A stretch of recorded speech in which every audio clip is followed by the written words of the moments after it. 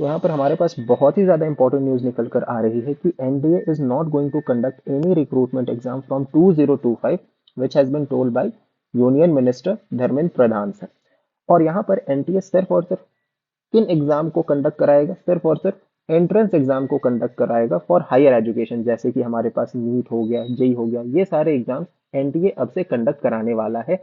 और रिक्रूटमेंट के कोई भी एग्जाम 2025 से एनटीए कंडक्ट नहीं कराएगा। अब ऐसा डिसीजन इसलिए लिया गया है क्योंकि हमने इसी साल देखा है कि नीट के एग्जाम में पेपर लीक्स की घटनाएं हमें देखने को मिली थी और कुछ एग्जाम्स कैंसिल हुए थे due to suspected mail practices.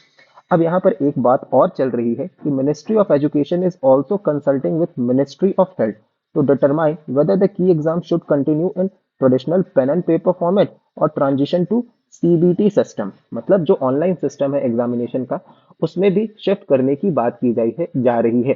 तो ध्यान रखने वाली बात है कि नीट आने वाले समय में हमारा ऑनलाइन मेथड में भी कंडक्ट हो सकता है। तो ये बात आपको यहाँ से ध्यान रखनी है।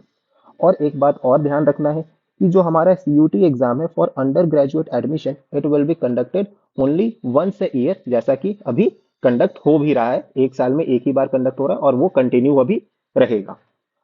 अब एक बात और यहाँ पर ध्यान रखनी है कि NTA is also set to undergo restructuring in 2025 with plans to create at least 10 new position aimed at ensuring error free testing।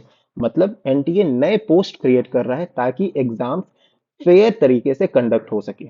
तो ये था बहुत ही ज़्यादा इंपॉर्टेंट न्यूज़। तो आपको ये न्यूज़ ध्यान रखनी है और आने वाले समय में आपका जो नीट का एग्ज़ाम है, देयर आर चांसेस कि वो ऑनलाइन मेथड से भी कंडक्ट हो सकता है। तब तक के लिए अपने नीट के प्रिपरेशन को अच्छे से करते रहिए, जेई के प्रिपरेशन को भी अच्छे से करते रहिए। All the best.